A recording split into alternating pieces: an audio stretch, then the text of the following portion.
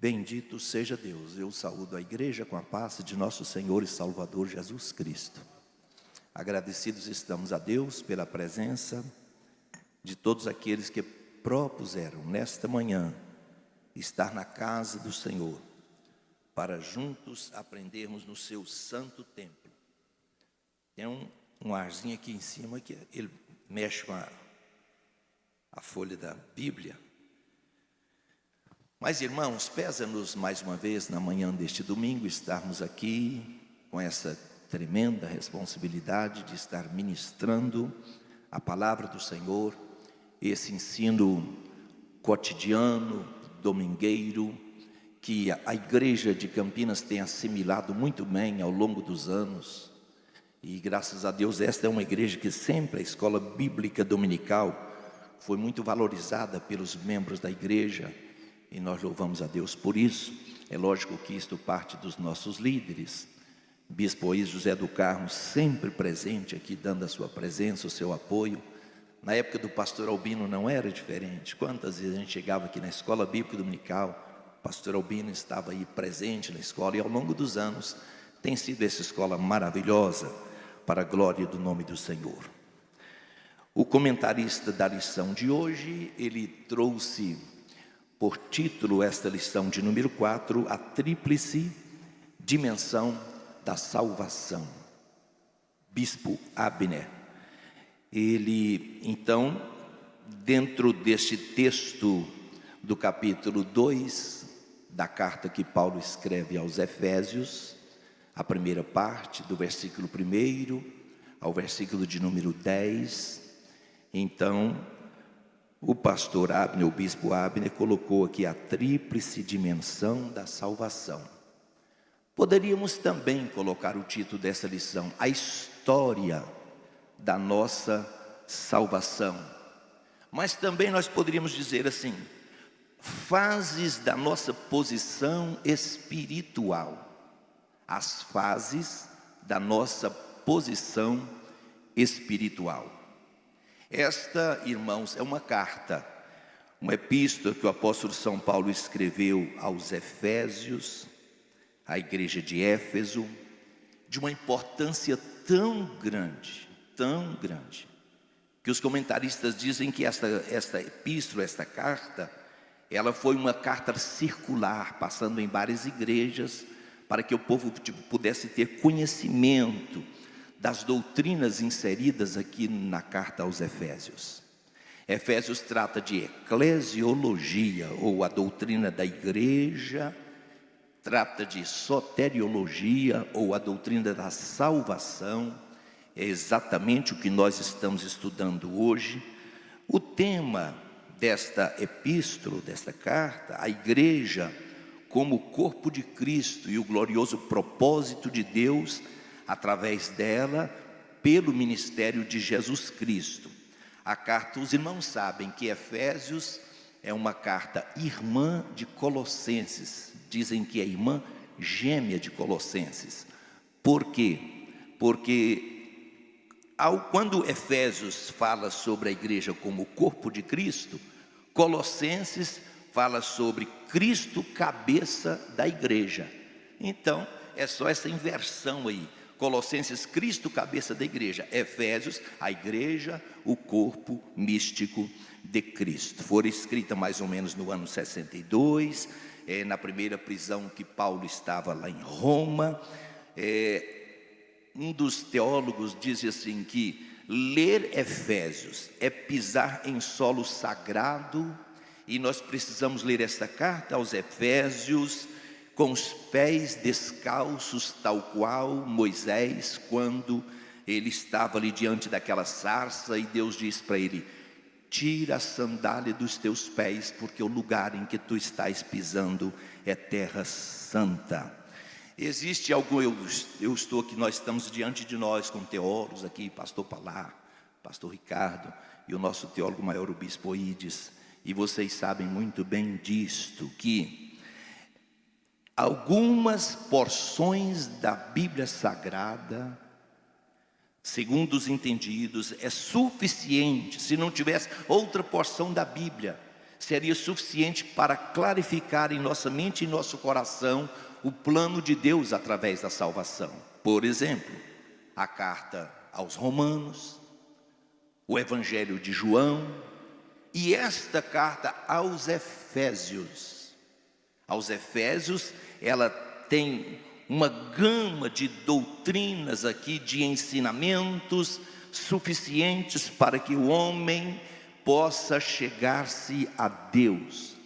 John Stott diz acertadamente: ninguém pode ler esta carta sem ser compelido a adorar a Deus e desafiado a melhorar a sua vida cristã constantemente.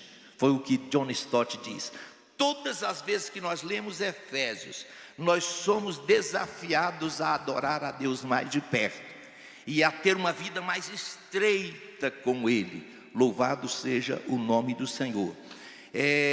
Esse livro, esta carta, ela resume muito bem as boas novas do Evangelho. Aqui em Efésios, nesses 6 capítulos, nós podemos ler aqui Paulo fazendo esta quebra de barreiras entre judeus e gentios, dizendo: olha, o povo de Deus é um só povo na face da terra.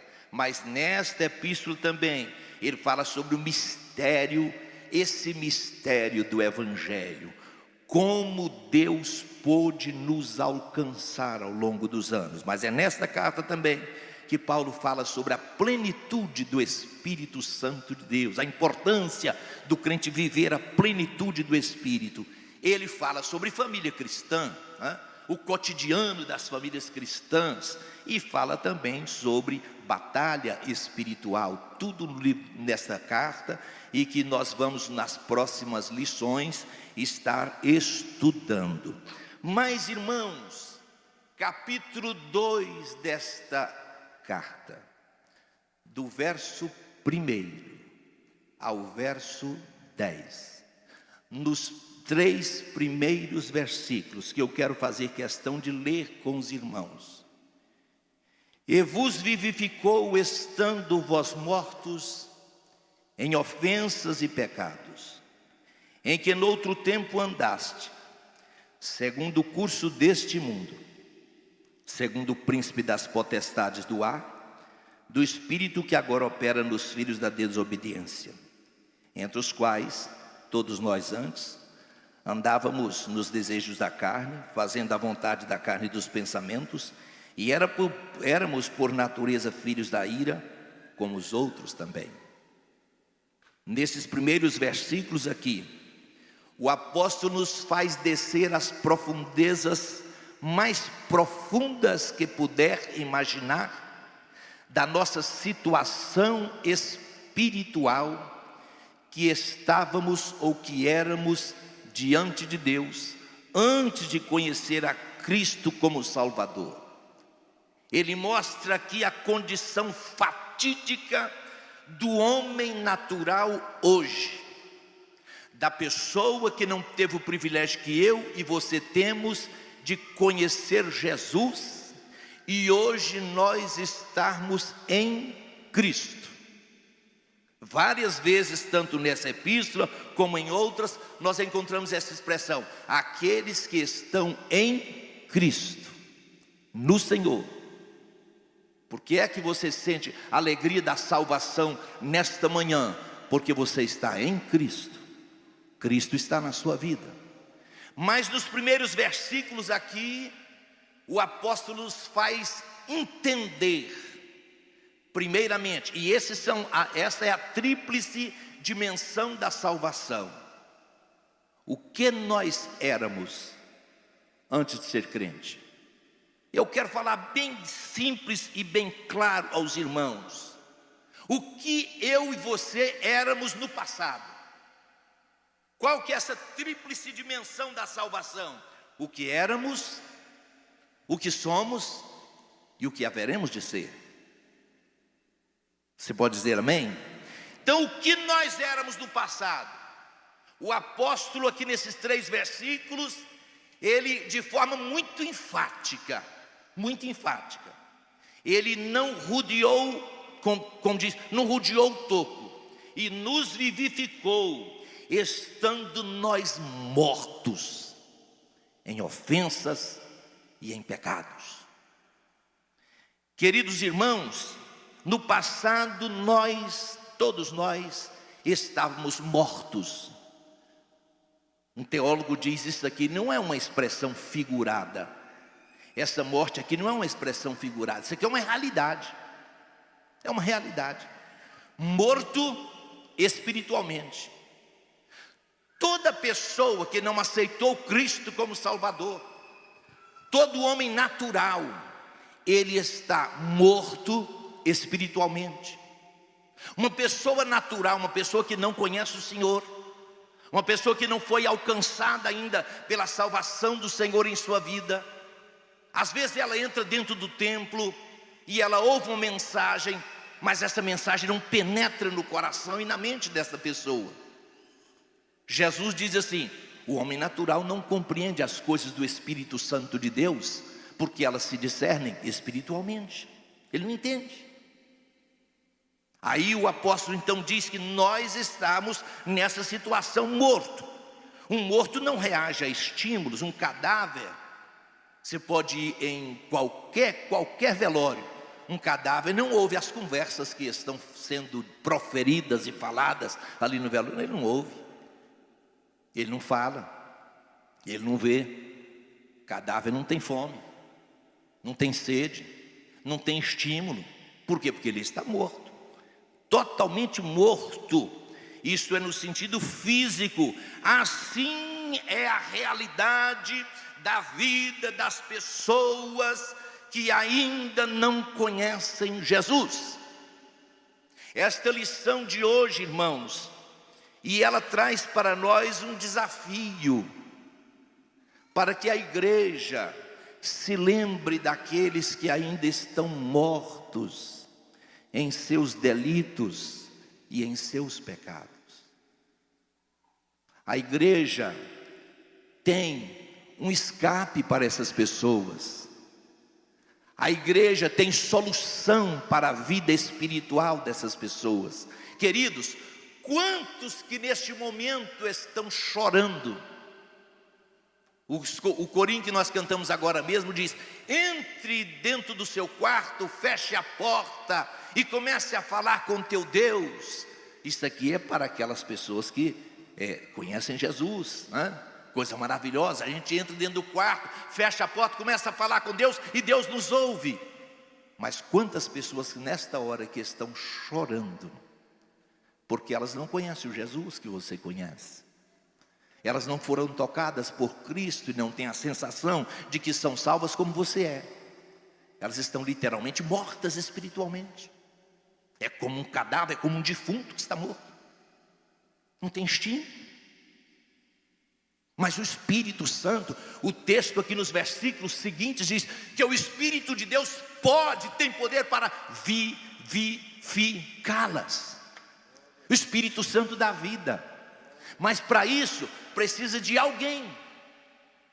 Olha, irmãos, talvez quase todos nós aqui, quando viemos a Cristo Jesus, houve alguém que falou de Jesus para nós, não é assim? Houve alguém que nos encaminhou aqui para Cristo. A história da nossa família, está aqui minha irmã mais nova. A história da nossa família, minha mãe morava numa fazenda. E chegou um homem lá iletrado, ele não sabia muito da Bíblia, não sabia ler nem escrever, mas ele chegou e disse assim: Dona Aurelina, Jesus Cristo salva a sua alma e salva a sua família e cura a enfermidade do seu filho, porque meu irmão estava desenganado dos médicos. Mas que negócio é esse? Jesus quer salvar a sua alma. E minha mãe creu naquela palavra. Ela creu naquela palavra. Sempre precisa ter alguém, como diz o texto sagrado: arrebatai-vos alguns da perdição, se você puder.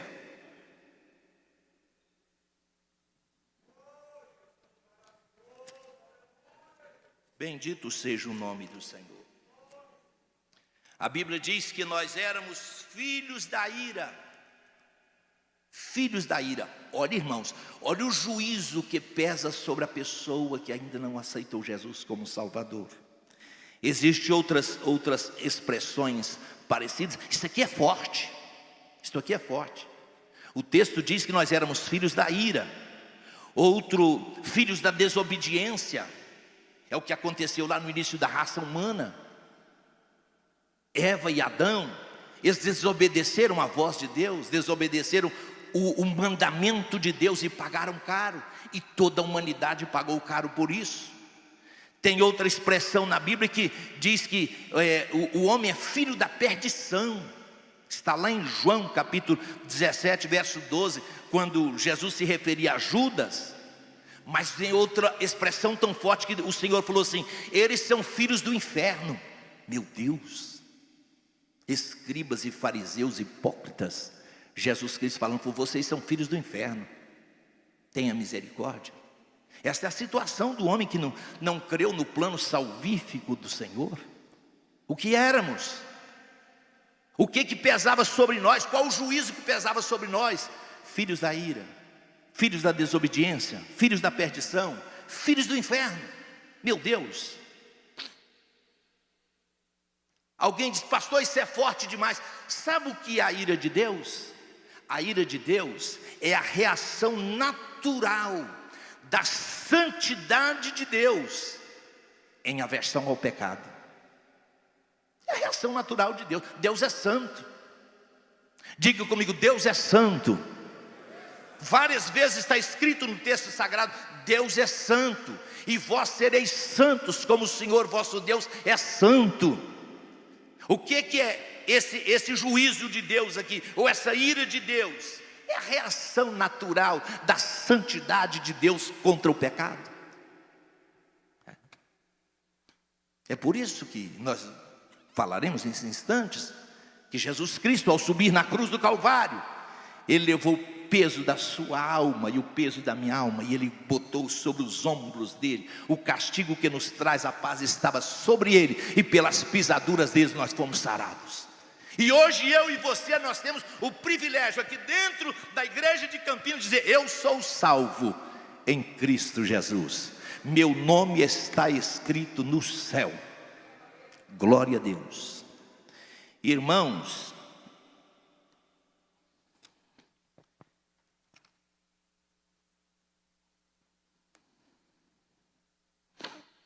Cristo tornou-se homem, e como tal, Ele pôs o inimigo debaixo dos seus pés.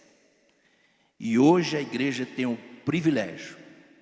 Eu falei um pouquinho de que o que nós éramos, mortos em nossos delitos e em nossos pecados. O comentarista colocou aqui: andarmos segundo o curso deste mundo. O mundo tem um curso. Esse mundo não é o mundo cósmico, não são as pessoas criadas por Deus, não é o mundo criação do Deus eterno, não é um sistema malignizado que opera no mundo hoje. Essa semana o bispo tem um grupo com os diretores, a diretoria da igreja, coordenadores, e alguém colocou lá o presidente da Rússia, Putin, ele fazendo um pronunciamento internacional, defendendo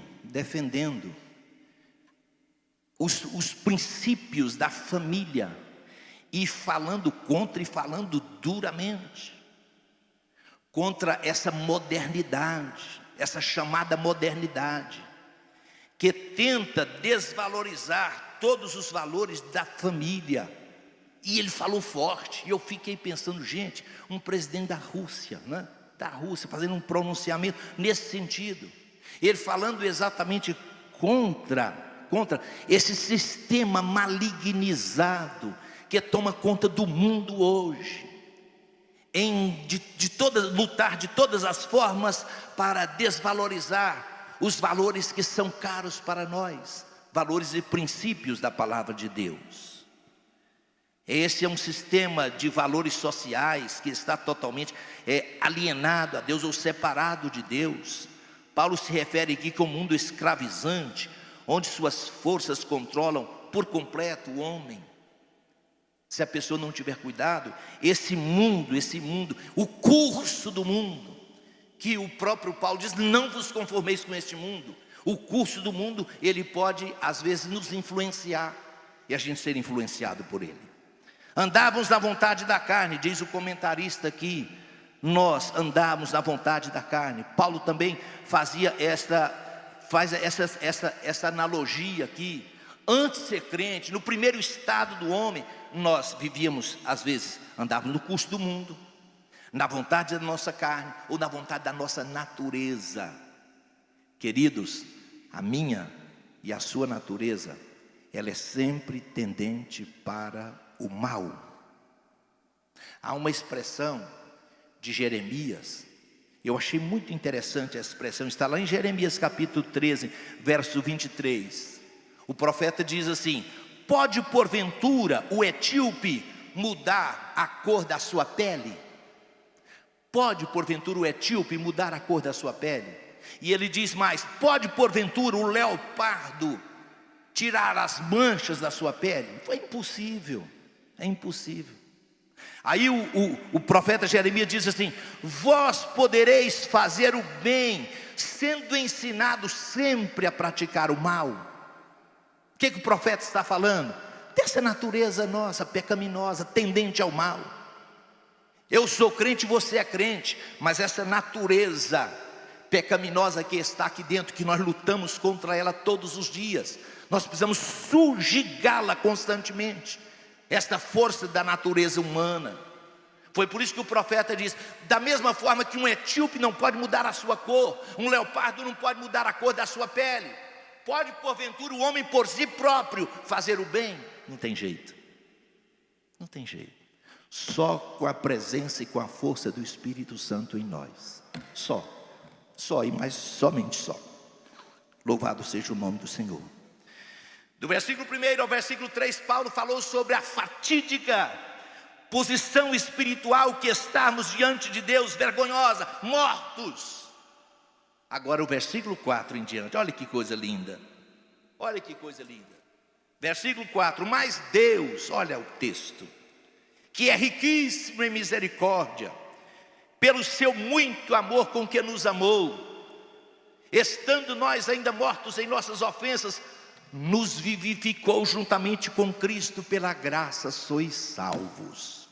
Irmãos, isso aqui é lindo demais. Se eu fosse você, eu dava um glória a Deus agora.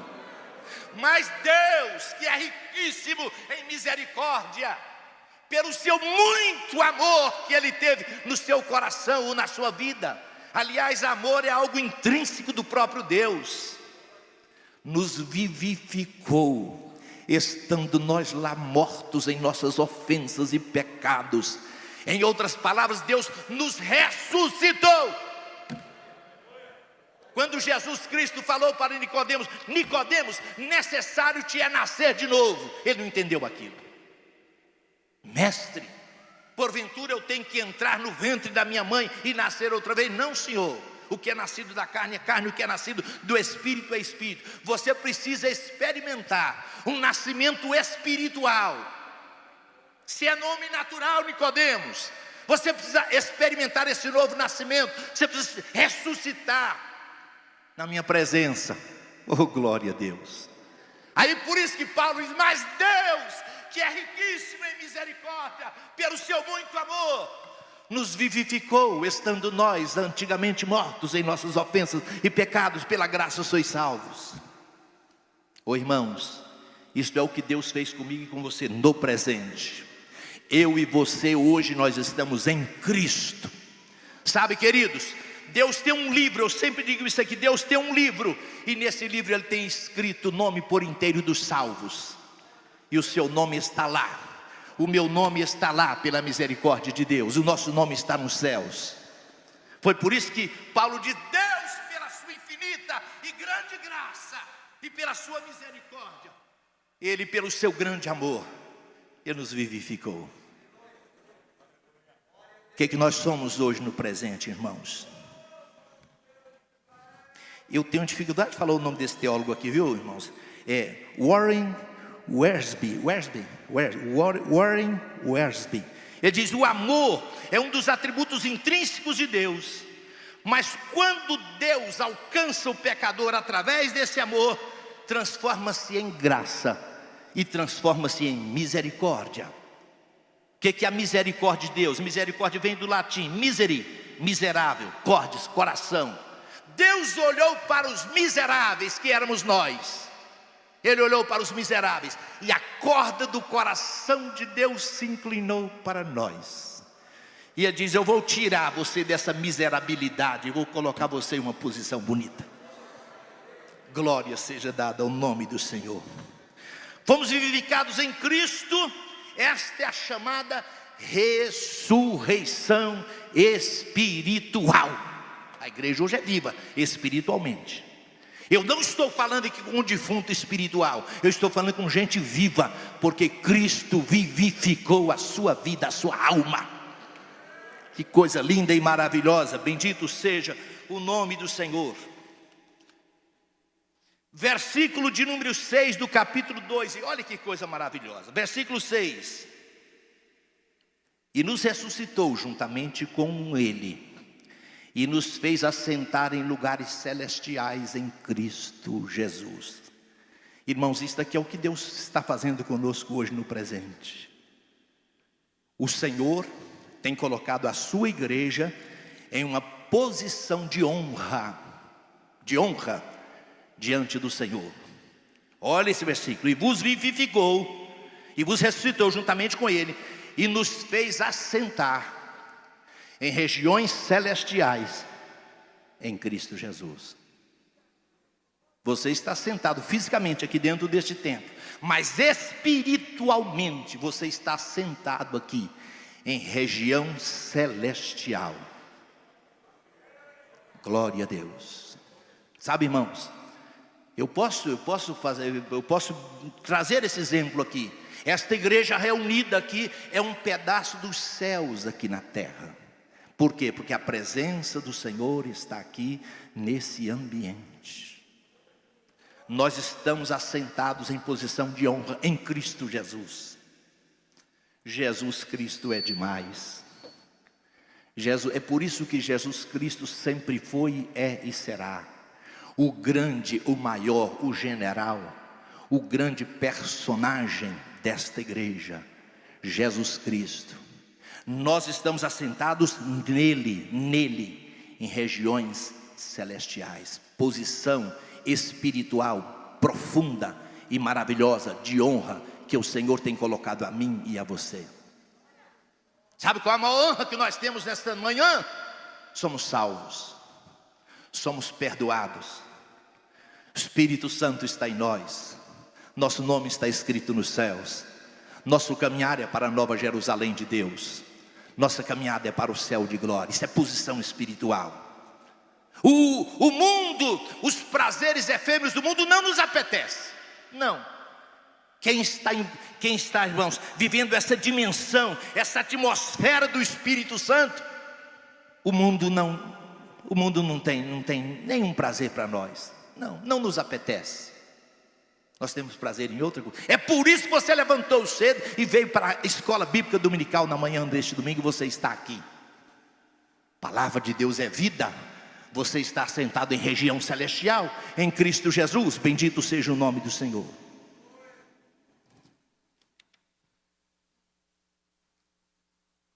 Terceiro ponto da lição, para nós partirmos para os finalmente. O que acontecerá conosco no futuro? O que acontecerá no futuro? A tríplice dimensão da salvação: o que éramos, o que somos e o que seremos. Correto? O que éramos, o que somos, o que seremos. O que acontecerá no futuro? Olha o versículo de número 7 do texto que nós lemos. Para mostrar nos séculos vindouros. Olha que expressão bonita, irmãos. Para mostrar nos séculos vindouros as abundantes riquezas da sua graça, pela sua benignidade para conosco, em Cristo Jesus. Você sabia que os séculos vindouros ou os seres que estarão depois de nós, eles haverão de contemplar a igreja do Cristo vivo, que sou eu e você. Paulo diz que o Senhor vai mostrar a sua igreja para os séculos vindouros, e nesse dia vai cumprir o quê? Seremos a prova, ou a igreja será o troféu de Jesus. Guarde isso. A igreja será o troféu de Jesus, ou da sua graça, para os séculos vindouros, para que os séculos vindouros conheçam o que Cristo conquistou lá na cruz do Calvário. Aleluia. Quando Cristo diz: Pai, tudo está consumado, lá na frente Jesus vai mostrar a sua igreja: aqui está o meu troféu. Diz o texto sagrado que é milhões e milhões, milhares de milhares, de todas as tribos, línguas e nações, que estarão diante do Senhor. E Jesus vai mostrar para alguém e dizer: esta é a igreja que eu comprei lá na cruz do Calvário. Oh, bem, levante a sua mão e glorifique ao Senhor na manhã deste dia. Glorificado seja o nome do Senhor. Somos e seremos a grande prova da obra redentora de Jesus Cristo. Qual que é a grande prova da obra redentora de Jesus? Olha aqui: porque pela graça sois salvos. É lindo isso aqui. Pela graça sois salvos, por meio da fé. Olha que coisa linda. E isto não vem de vós, é dom de Deus. Diga comigo: isso não vem de vós, é dom de Deus. Se eu e você podemos dizer que somos salvos aqui nesta manhã, os méritos é da obra redentora de nosso Senhor e Salvador Jesus Cristo. Glória a Deus. Pela graça sois salvos, por meio da fé. É o que nós sempre falamos aqui. A graça é de graça, mas a graça não custou barato. A graça custou o preço de sangue. Pedro diz: fostes comprados por bom preço. Não foi com coisas corruptíveis como prata ou ouro que fostes resgatados da vossa vã maneira de ver, mas com o precioso sangue de Cristo. Oh, que coisa linda. Graças a Deus. Seremos a grande prova da obra redentora de nosso Senhor e Salvador Jesus Cristo. A salvação é dom de Deus. Quando Paulo escreve aos Coríntios, ele tem uma expressão que ele diz assim: graças a Deus pelo seu dom inefável. O dom inefável de Deus é a pessoa de Jesus Cristo. Graças a Deus pelo seu dom inefável, Jesus. Bendito seja o nome do Senhor. O que seremos no futuro, irmão? Seremos o teste vivo de que somos feitura das mãos de Deus. Isso é lindo demais. Olha o versículo 10, aí, que nós estamos estudando hoje. Porque somos feitura sua. Isso aqui é bonito demais, igreja. Somos feitura sua, criados em Cristo para as boas obras, as quais Deus preparou para que andássemos nelas.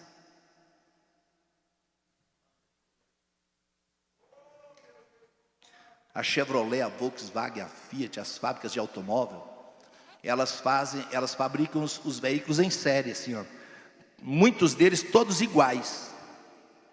Deus não, o Senhor não. Quando Ele foi formar você, formar a mim, nós somos feitura das mãos de Deus. Essa expressão feitura aqui, eu não sei nem falar, eu falo perto de vocês aqui, ó. Isso aqui no grego é poema. Poema daí vem a palavra poema. Feitura das mãos de Deus. Você, querida irmã, você, querido irmão, você é o poema de Deus. A inspiração de Deus é a sua vida. Eu não tenho o direito de olhar para Deus e dizer: Deus, eu queria ser mais magro que isso aqui, Senhor. Eu sou gordo demais, barriga de vez em quando. Minha esposa fala: bem, essa barriga é sua. Você não fala isso para mim? Bem, essa barriga é sua. E eu vou responder para vocês: isso aqui é feitura das mãos do Todo-Poderoso. Isso aqui é o poema de Deus. Seu cabelo é o poema de Deus, querido. Seus olhos, seu corpo, sua altura é o poema de Deus. Somos feitura das mãos de Deus. É lógico que Paulo está falando aqui de uma recriação, mas eu estou falando das duas feituras, tanto a feitura lá no início da raça humana, ou quando nós nascemos, do que esta recriação espiritual aqui. Paulo diz: somos feitura das suas mãos, criados em Cristo para as boas obras, as quais Deus preparou para que andássemos nelas. O mundo aí fora, as mulheres, especialmente as mulheres, os homens, são tão inconformados com o seu biotipo, com os seus corpos, não é isso, irmãos? São tão inconformados. Há pessoas que são totalmente viciadas em estar nos médicos que fazem cirurgia plástica. Muda aqui, muda lá, muda mais, muda isso, muda aquilo. Deus te trouxe aqui para Ele dizer assim: o que você é a minha inspiração, é feitura das minhas mãos. Glorifique ao Senhor por isso.